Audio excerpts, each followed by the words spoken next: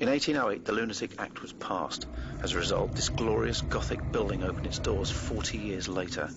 In its day, it was the heart of a thriving community, but now, left to the elements and mindless vandalism, still loved by the locals but uncared for by landowners and councillors alike, it is a shadow of its former self.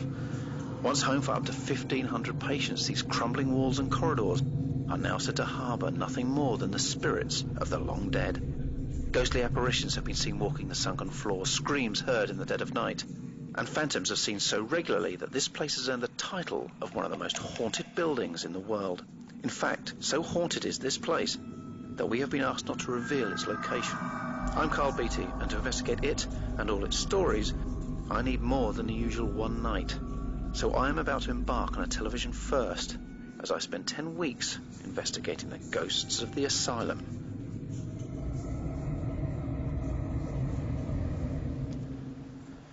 Now, before entering the haunted corridors of the main building, we have to look at the many outbuildings on this site. And first up is the church.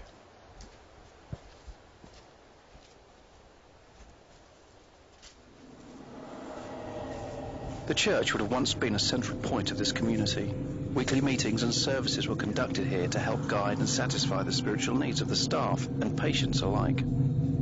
Sadly, now deconsecrated with rotten floors, boarded windows and a crumbling facade, there is an emptiness that makes this once happy place into a forbidding area.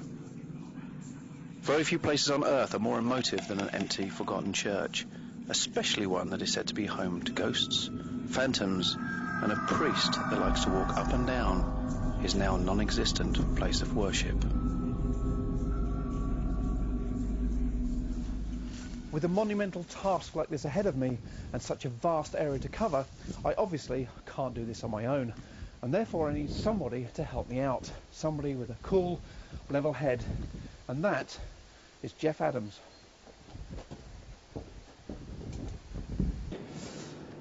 Right, Geoff, we're finally here. There we are. 10 weeks. Yeah. How do you feel? You know, we've got a great opportunity, and I really want to make the most of it. I mean, this is the first of its kind. This has never been done before. So we've got 10 weeks in one location, albeit 120 odd acres. This place is going to change dramatically over the next certainly few months. And most of it, or not most of it, a lot of it won't even be here next year. Yeah. So this is almost a final opportunity to be able to do this.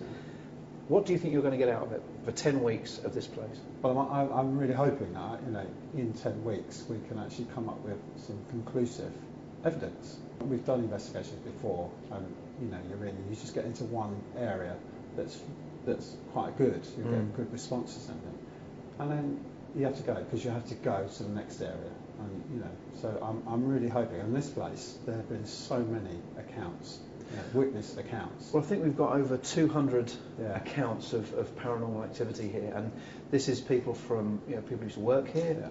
We've had some from patients apparently, and people have kind of broken in, have said they've seen stuff, they've come running out of this place. It's sad that this place is in such a state. I mean, where we are at the moment in the church is I think it's a beautiful building. It's fantastic.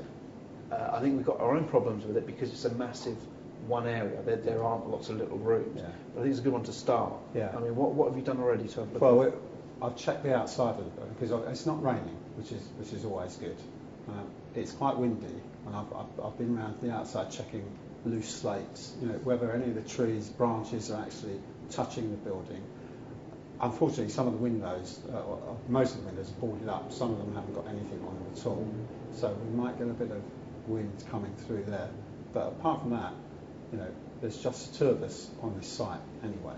So it's funny because I saw that there's one large entrance at the back, which is one of the blocked off ones, and then we've got one just further down, which is almost like it's got a little porch on it, but there's no floor there. It's just mud, and I think that's probably the only. There's a hole in the roof there, so that's the things we've got to look out for, because we'll be able to hear outside. Any extraneous noise or anything, I'm going to be able to explain. So basically, if we hear something paranormal, you're going to be able to say that I know that's not the doors, it's not the windows, it's not the walls. That's what I'm hoping. That's why that's having so much time to actually set all this up. We can achieve that. One of my problems is about being in a church is I'm not scared being in a church. I'm not scared because this is a place of sanctity. It's a sanctuary for safe, don't you? Yeah, it's a place you come when you've got problems. How do you feel about that? Yeah, no, I feel exactly the same. I feel I'm going to be safe in there because I've been having a look around, just checking out the door, making sure everything really is boarded up properly. And I've been in there by myself, and it's not dark yet. Yeah. And just because I was in there on my own, straight away, I'm looking over my shoulder. So in my mind, I'm thinking I should be absolutely safe in there because I think I'm in a church, and I am in a church, and I'm going to be looked after basically because there is someone looking down on me, going, he's in a church, so we're not going to let anything. I think if there's someone looking down on you, Geoff, they've probably seen what you've done in the past. You are not safe. No, that's true. There's no way you're safe. I know what you've done. But tonight, I'm excited, and I think we should go and get a cup of tea because we talked a couple of hours before. Yeah, it's really dark. You're happy with all the baselines, you're happy with the EMF, you're happy with the temperatures. We've got the temperature meters outside, and that's like I say, the really good thing about the church is it's one entrance. So when we're in there, we're in there. We're by ourselves. Cool, let's get ready to do this thing. Let's do it then. Marvellous.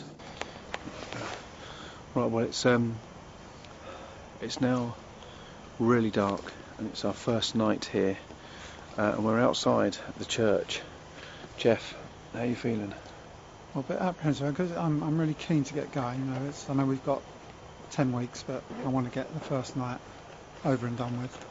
Let's get in there, shall we? There you go then. It's so dark. It's pitch black.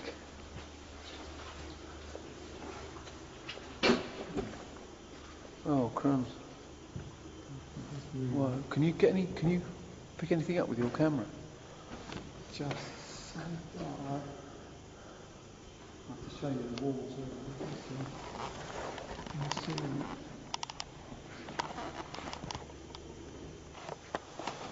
Very quiet. Eerily quiet. What was that?